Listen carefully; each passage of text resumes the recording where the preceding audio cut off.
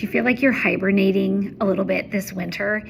Sometimes we joke with our neighbors because we say, like, at the end of November, like, see you at the end of hibernation. We'll see you in April or May, because the winter months get a little quiet because we're used to seeing each other outside on walks when we're working in the yard. But winter can be a time for spiritual hibernation. But I believe this January that the very opposite is going to, that we're going to experience the very opposite as a church, that we are taking part of a fast together for 14 days, and that fast is going to look different for everybody.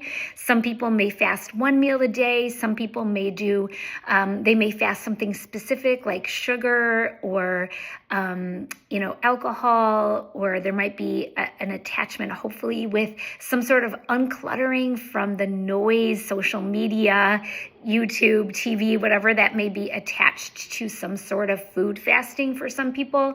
But we are looking for a spiritual sensitivity that would awaken coming out of kind of maybe a hibernation season, a spiritual hibernation season, where we're asking God for some tuning, some spiritual sensitivity. And I believe that this happens often in a biblical fast, and we can see it through different people, but I want to focus in today on the prophetess Anna.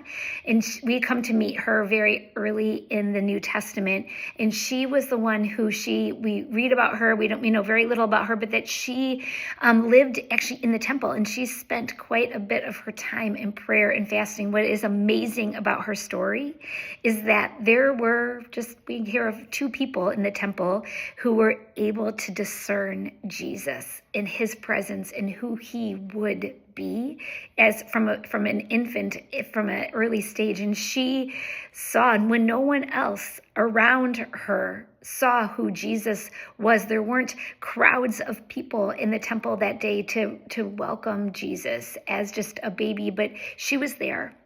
As everyone else was just going about business as usual, there was Anna. She was able to recognize Jesus and who he was, who he would be on this earth. She was alert. She was spiritually awake. She had been fasting. And so that is what I'm asking for us as a church, that we should be praying and asking God for an awakening. We can pray at that part of Isaiah 58, verses 11 and 12, that there would be a rising of the brightness of the glory of God over our hearts, our minds, our emotions, that we would be spiritually sensitive to hear him, to know him, that there would be something that would break through as a result of this fast together. So I'm asking us to be asking for that, expecting that. Go back and read Anna's story, and then dig in and ask for that spiritual sensitivity.